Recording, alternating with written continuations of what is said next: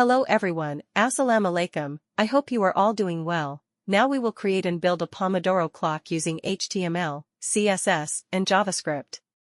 Subscribe my channel to watch more videos and leave a nice comment. I will wait for your comment. If you want to ask something or if you are confused about something, you can comment.